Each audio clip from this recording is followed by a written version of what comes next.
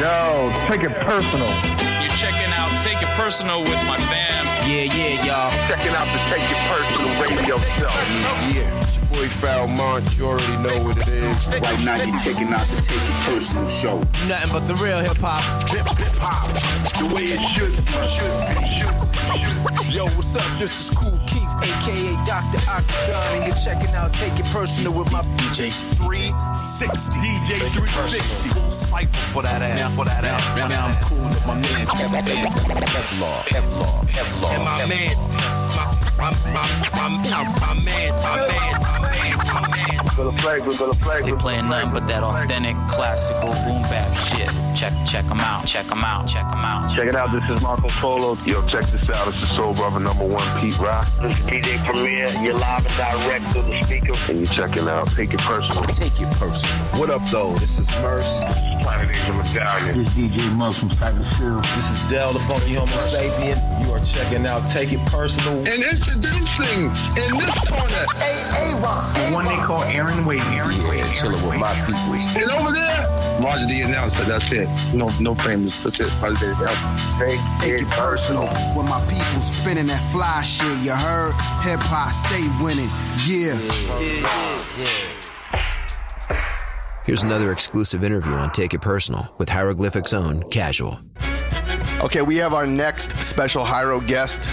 We have Mr. Smash Rockwell, Mr. Casual. What up, though? Yeah, what's up with it? How you doing, man? Oh, everything's good, man. Just out on the road, getting ready to rock Cleveland. You guys are back on the road, and then you have Hyro Day coming up in a few weeks. Yes, sir. We got the big day, the big event. It's like the 8th annual Hyro Day coming up. It'll be September 2nd or Labor Day. So, it should be cool. I've asked everybody so far on the show, so I'm going to ask you, what does Hyro Day mean to you? For me, Hyro Day is a sacred day in my home city that we carved out for the independent artists to have a platform to perform with big name artists and also to present the talent of our community to the people of our community. And so it's like it's a big block party street festival where we invite artists from all over to rock with our local artists. Got it. I want to touch a little bit on obviously the dominance that Hyro is, you coming out. One of the things that we talked about with Del is, and I think the same goes for you, when you both released your debut album, you were like, I think 17, 18 years of age, right? Yeah, exactly. So Fear itself does not sound like it's coming from a 17-year-old kid. Not at all. You sound very mature. This album was extremely polished. It was and I said this to both Del and Domino, I think it's my favorite Hyro release to date. I mean, you guys had a remarkable run from 1991 to 94? 4 or 5, yeah. This is back to back classics. But your album in particular stood out because it was, like I said, it was a little different. You've always carried a different swag to you, and I hate using that word, but I don't know how. You've been more like macadocious, as cliche as that sounds, you know what I'm saying?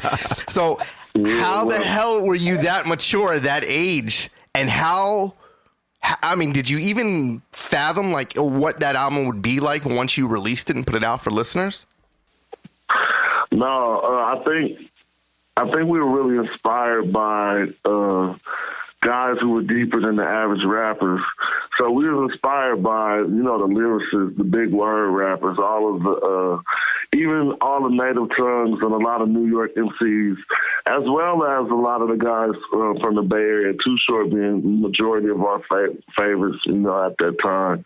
And so that right there is going to make a different combination. That'll result in producing a different type of MC. Somebody bumping Too Short and G-Rap back in 88, you know what I'm saying? Mm-hmm. And I think one thing we didn't want to be considered kiddie rappers.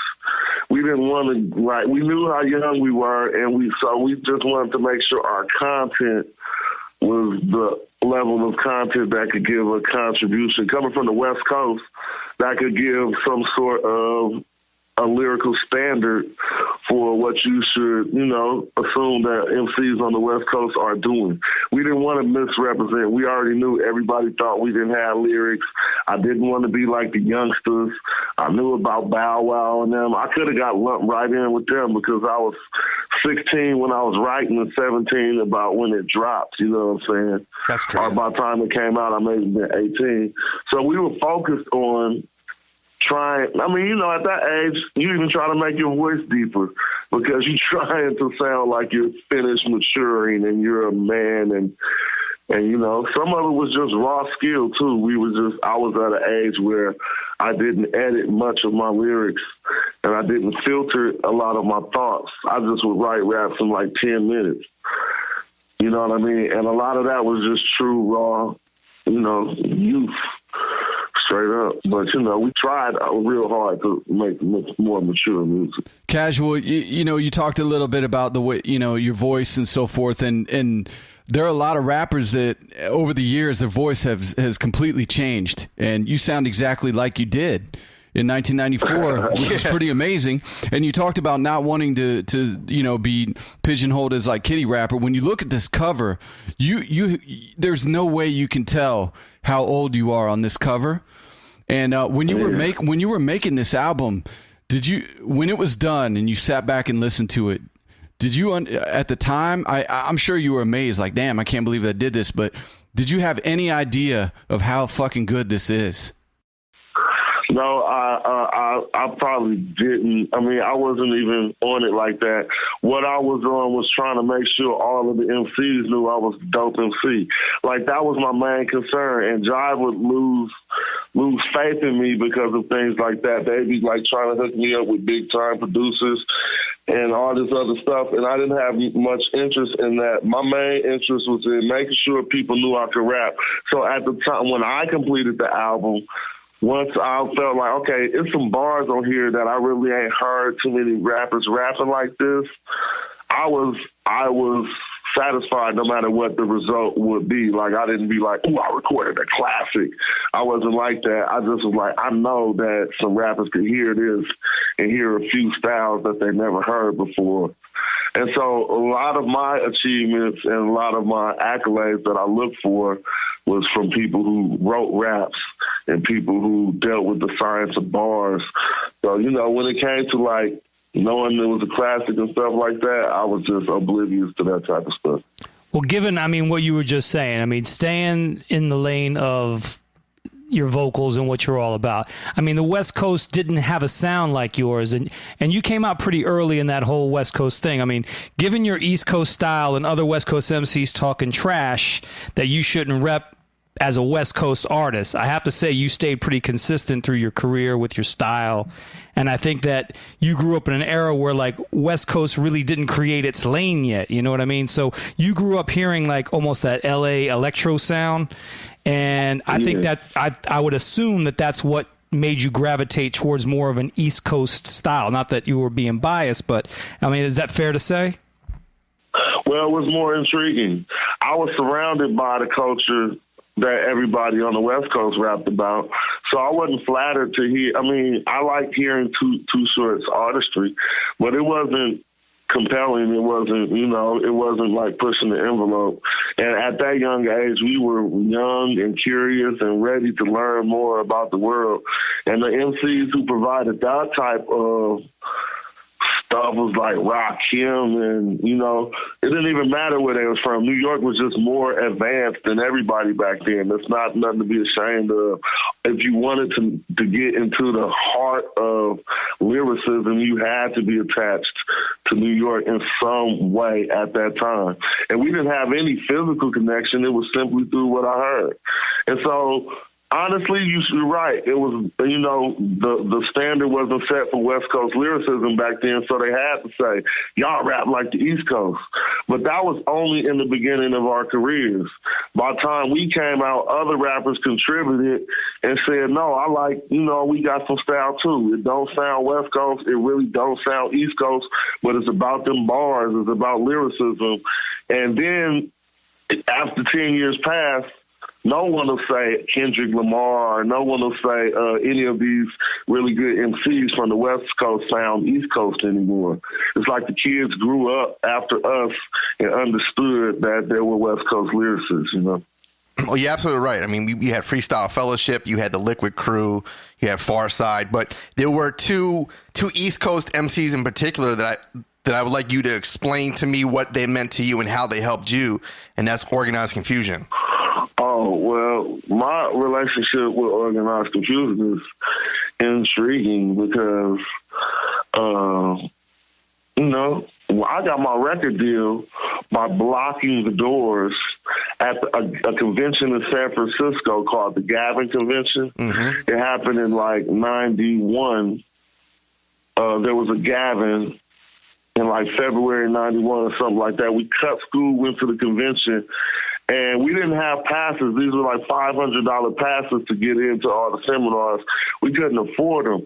But when we got there, we got into the lobby, and then you needed a pass to get up the elevator. So I just guess out of some spontaneous burst of courageousness, I was like, fuck, forget that. If I can't go up, nobody can go up.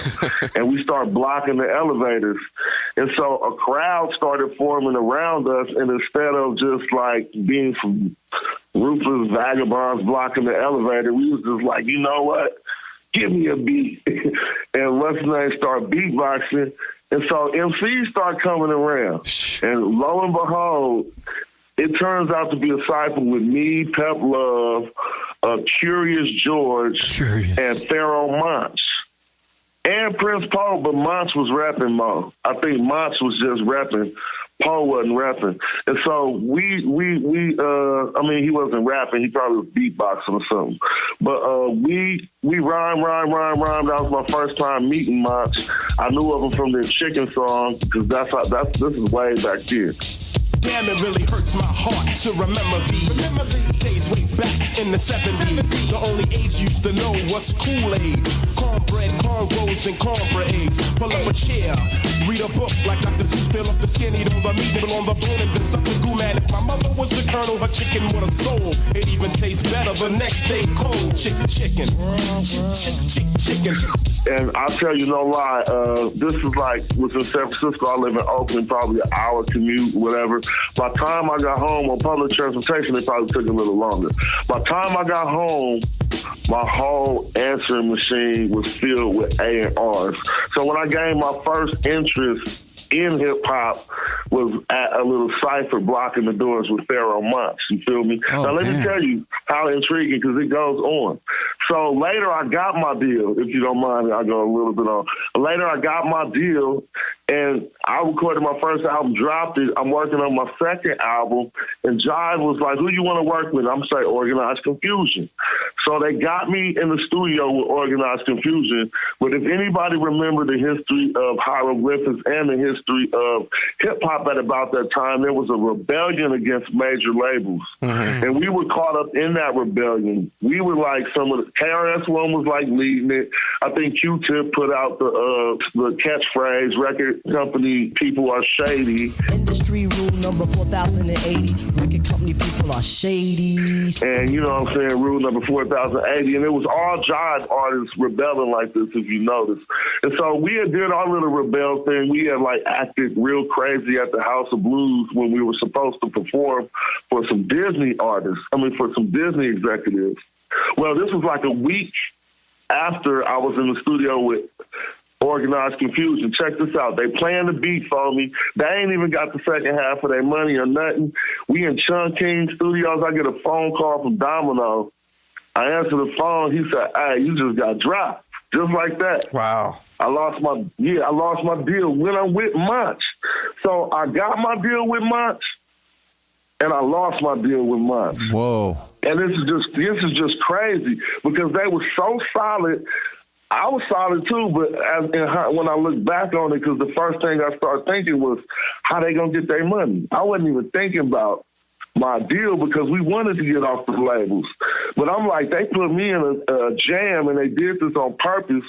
They got me in the studio with some New York dudes who ain't finished being paid, and called me in the middle of the session, basically telling me they not going to get the rest of their money. You feel me? Shit. Wow. And so I turned to Monch and I just told him the truth. Like, you know what? I just got dropped. And I'm like, I don't know how y'all even going to get the rest of it. And I was like, man, that's the last thing you need to be thinking about right now.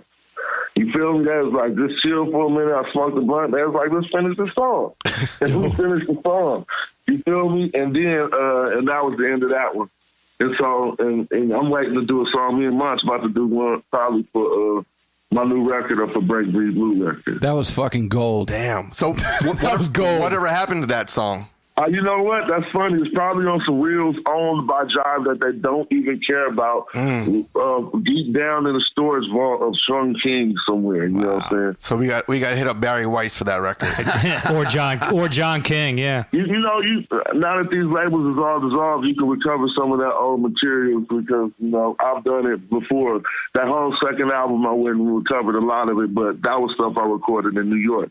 The stuff I recorded on the West Coast, I did recover. Well, ironically, weren't you on Hollywood Basic for a short time before you even went into the Jive stuff? I mean, I'm trying to parallel the organized stuff.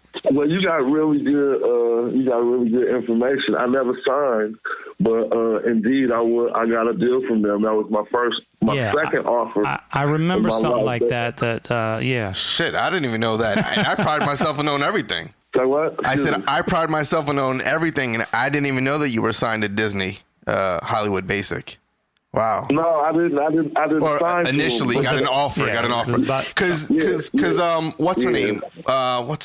Chang. Chang, the one with the Woo. Chang was the one who signed you with Jive, right? Sophia Chang signed me with Jive, but there was an A&R first name, Casualty, I think that was his name.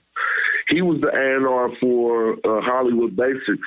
Gotcha. And they offered me like $70,000. That was my first deal in the tens of thousands column because somebody had offered me like 5 G's. Then it was like $70,000, and I was like, I'm not signing for that, but I was happy. And then Jive came with like 180, and then Elektra came with 200, and then Jive came with like 205 or something, and then I think I signed for something like that. Well, you just spoke about the two labels that I was curious about. I know that there was a bidding war between Jive and Elektra, and Elektra eventually took Dell, and you, of course, went with Jive. Do you think a guy like Dante Ross would have changed the trajectory of your career, or were you happy with making the choices of staying with Sophia Chang and Jive? No, I should have went with Dante. When I think back of it, he signed. He was integral in a lot of like-minded artists' careers, and Sophia was as well. But Dante was the truth. I don't want to say she wasn't the truth, but she had to work hard to be what Dante already was. All right. Dante had more of a vision than Sophia.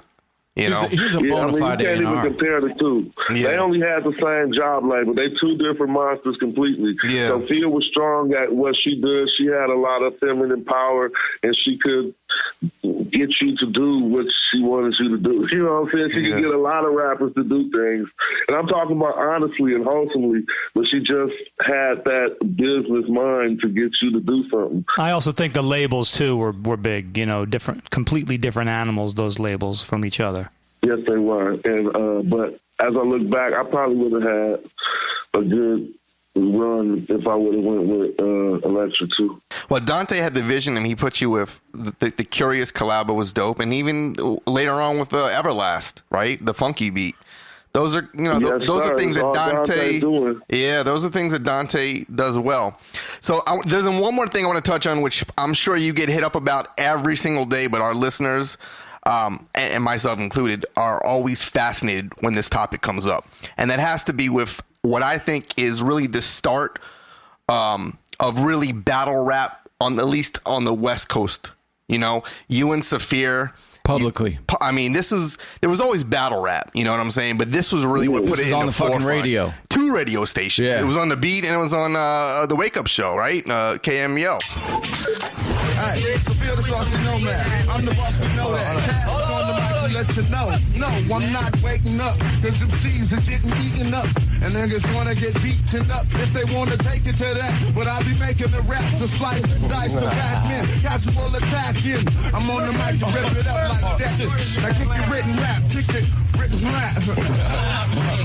Oh, with the written, here I come, with the written, nigga, did your mama tell you that you was my son? When I'm done, your ass will run like a stocking, nigga, you a carbon copy, you started sloppy, I'm 100% concentrated on easing nooses around the necks of these tricks in sex with vagina lips, your spinal grip paralysis, if I remember correctly, you said, fuck the west side, oh, well now you gotta ride, come clean with dirt, but then again, a hoe can't, I mean, you know what? Let's keep it real. There was always battle rap because we wouldn't even know how to come to that form of conflict resolution. We did not discover it right at that point. But what we did was bring it back. Yes. I mean, it wasn't cracking like that. And resolving conflict in the way that we attempted to resolve our conflict was almost a new thing to people because the last battles before that was either hashed out on the wax or they was eons before that. Like, you're going to be going to Busy B and all kind of stuff like that, LL and Kumo D or whoever. You know what I'm saying? And so that one, now that it's ancient now, but it was a modern revival of that type of conflict resolution. And not only that, but it turned into a standing point because I was not going to write raps for Saafir. I told him, nope, I'm not writing. If you want to write, you're going to wear that advantage, but I'm not about to write. And so to a lot of rappers, this battle was judged on different merits. I mean, you know, it had like different ways you could look at it. And, you know, a lot nowadays, people, just like you said, a lot was sprung off of that moment. I mean, right after that, the Wake Up Show just blew up, and they did a battle every Friday. Absolutely. Because the ratings were so high on that battle, they had to try to duplicate it. And so all of the MCs who tried to stand in our shadow, they didn't see that as what they were doing, but that's exactly what they were doing. I mean, commercially, they were on the radio trying to gain the same amount of ratings that me and Saafir battle gained authentically. And so that turned into what I remember it because I sat there sad while it was happening because I felt excluded from everything that happened after my battle. Like, they started doing TV shows. Mm-hmm. They did a TV show called The Blaze Freestyle. Battle. What was it called? They did the Blaze Battle. It was on MTV, the TV show. It was like the freestyle. What was that freestyle show with Wordsworth? The Lyricist Lounge show. Lyricist Lounge. Yeah. So you could start this Lyricist Lounge like 6 months after the battle. I mean, I remember because it was in my life, and maybe it was like a year after the battle. Were you like, motherfucker, put me on it? Hell yeah. And I'm like, do I even got to reach out to y'all for that? Because y'all know everything y'all doing on y'all set got inspired from what you just was going through. Right. I mean, and so that was, to me, I was like, that helped to cure my attitude in hip hop as well. That's why I don't be messing with a lot of rappers and stuff. I just be like, it'd be a lot of too much competitiveness. You know, so I also felt I held myself back by not, you know, dealing with hella MCs and stuff, but I'll be like, I'm cool. I got my crew and everybody hella doofy, so it is what it is. Well, that's what I meant. You guys really put it in the forefront. There's always been battle rap, but there wouldn't be like Juice and Super Nat. There wouldn't be Scribble Jam. There wouldn't be all these things that glorify battle rap. It wasn't for, you know, you guys in 1994. Plus the marquee, Hyro versus Hobo Junction. I mean, it was like, you know. Yeah, I mean, but you get what I'm saying. Like, clearly you get what I'm saying, but that is what I think propelled the whole battle rap scene. I don't want to talk about the battle because that's been beaten to death. I just want to know, did it happen over a misunderstanding? Because I know Saafir was on your joint, you weren't on his, and the word is... it could have been considered a misunderstanding. I couldn't make it to the studio that night, and he didn't want to let me come the next day to do it. He felt I needed to make it on that night, and I just couldn't make it. I felt he was being not, you know, unreasonable.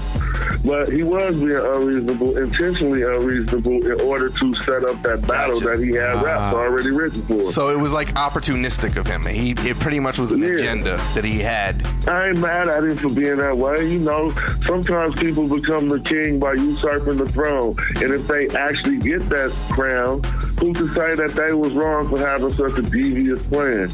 You know what I'm saying? But if you don't execute it right, it turns out that, you know, it is what it is. Whatever. You know, some people thought he flattened me. Some people thought he didn't. You see what I'm saying? And so it is what it is. However it turned out, I'm right here talking about it. I'm on the road. Yeah, of course. I run my company, and I got a holiday in my city. and I wish the best to everybody who was involved in that battle. I'm just curious, after all these years pass by, do you guys ever communicate? He came to my album, the anniversary of Fear Itself. And so it's not like we about to try to make sure buddy, but we did everything is smoothed out over the years. We would be childish to be trying to harbor feelings from things we felt in our adolescence or in our 20s. You know what I'm saying? And so it's good to see, you know, his crew flourished after that. They had shot callers and big ballers. And I wish I even could have had a part in that. I was like, damn, we ain't homies no more. But I'm glad they found their way in hip hop. You know what I'm saying? I think he's even gone on record to say, like, you know, he's matured, and I think he appreciated the opportunity, and all that was pretty much, you know, back in the day, so to speak. And I know, look, I don't want to get personal, but I know he's had some issues. Health issues. Yeah. So, you know, I think he's maybe reflected. Yeah. Change your perspective. Yeah, exactly. You know? Yeah, with or without the health issues, we wish him well. But even, you know, with or without, we just get maturity and we gain perspective on things that we've done in our life. And, you know, sometimes we be like, man, I could have did that different. You know what I mean? I thought about that hella times too, because I was so nonchalant. He was really offended by my response. I tell y'all this, on the phone, when I told him I couldn't make it, he said, oh man, blah, blah, blah. And what I said was, you putting too much on it. And when I told him he was putting too much on it, he got mad. He was like, I'm putting too much on it. You know what I'm saying? And I'm like, dang, on the phone, now we got problems. And so I could have used better words, and I could have did things better too. You know, as we're talking about this reflection right now and going back in time and changing your perspective and so forth, I got to tell you, man, I loved your Instagram post the other day about the best rappers today are in their 40s. Challenge me. I love that. It's true. Hey, you know what? I mean, and some people be getting offended or even thinking that I'm shunning. I'm not shunning no 20-year-old rappers. I'm not shunning no, but I more or less, honestly, I was looking at it like a card game, like Pokemon. And if they was divided up by age groups, you would not be able to see the 40s. No matter what cards you have from the 20s, you could take the hottest. And, you know, we have attributes and categories. But, yeah, there's a lot of MCs. And this is to say, it's not egotistical. It's just to say there's longevity and there's life for a young MC right now who's 13 rapping. I want him to know that the rawest dudes today, even if you going off sales or money or anything, they in their 40s. Because we got MJ and everybody, so you got to already bow down as soon as we start saying that. True that, man. Hey, you're talking to a bunch of guys in their 40s right now. All right?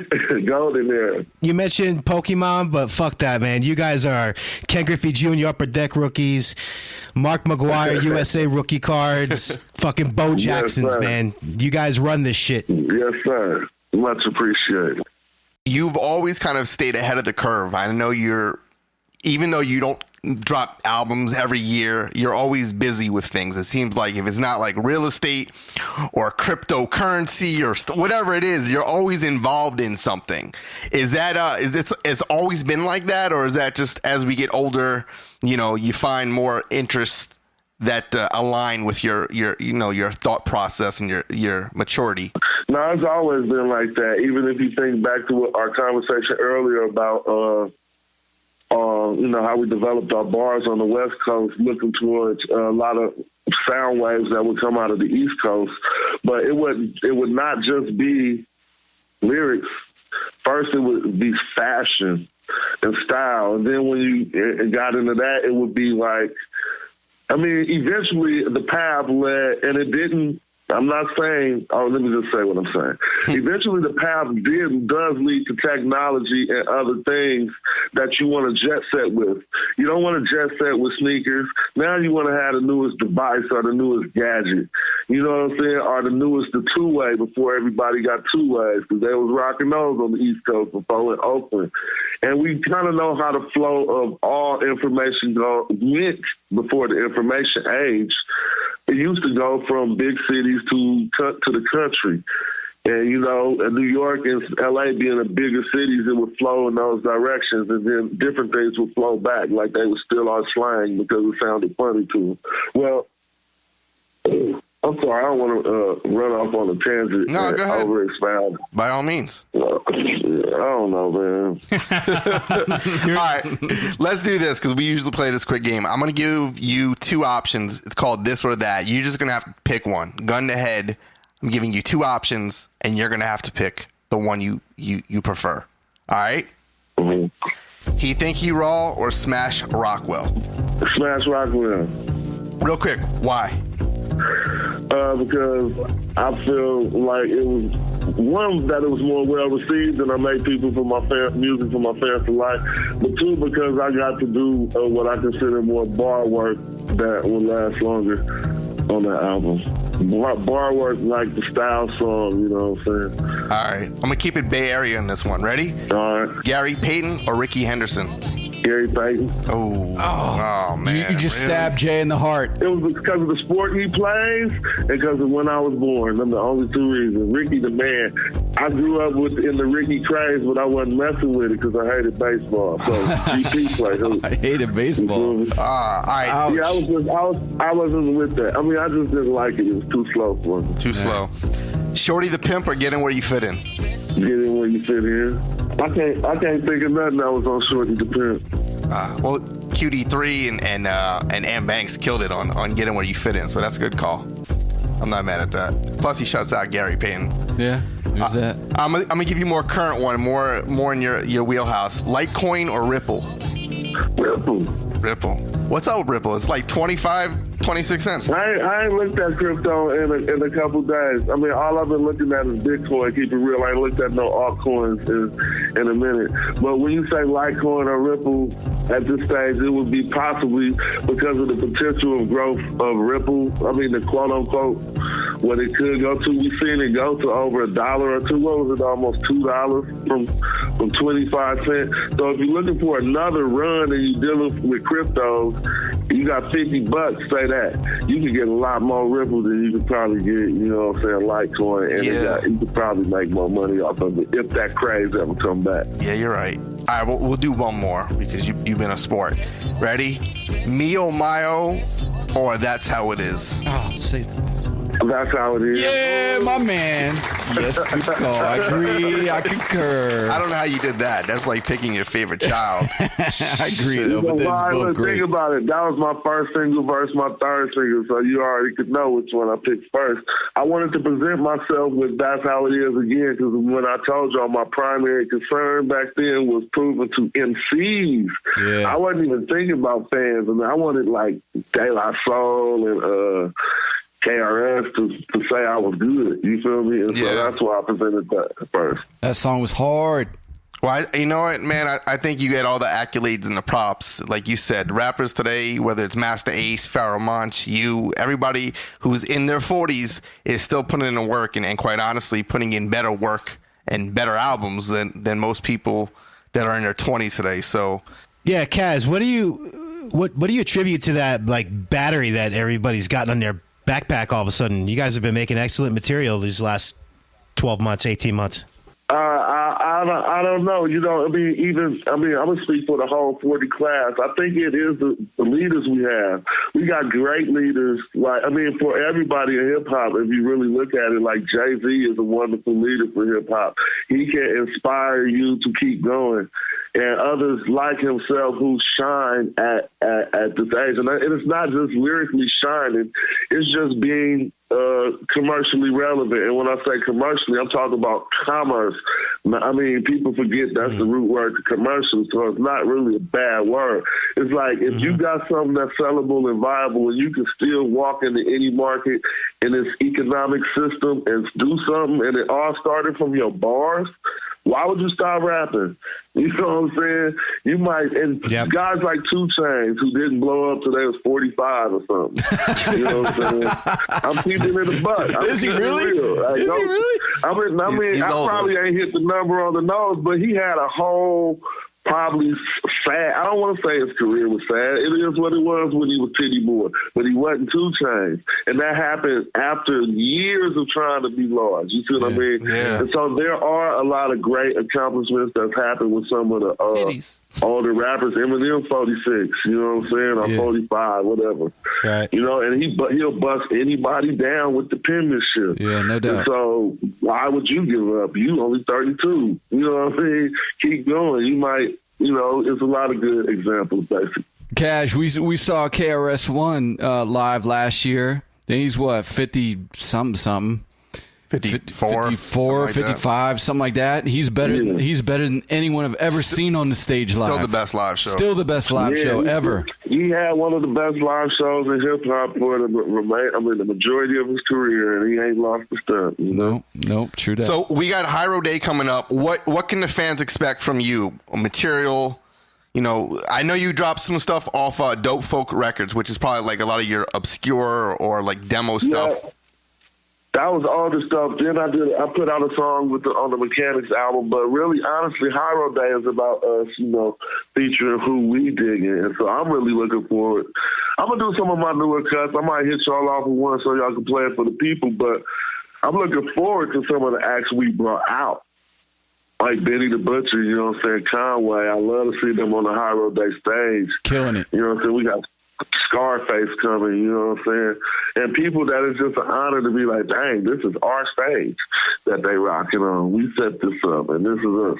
Yeah. And so I want everybody to come out and celebrate all of the talent, plus look forward to the new things that Hyro members will drop on them. It's the 8th year, too, so, you know, you guys have had a few years to kind of get it straight and kind of work out all the kinks. And I know that you were a director pretty much of this whole Hyro Day thing, and you know, I think you guys got a really great thing going on in the Bay Area. People go back for the arts, for the food, for the drinks, for the Hyro crew, and all the groups you guys bring out. So I think you guys are doing a real solid thing annually out there.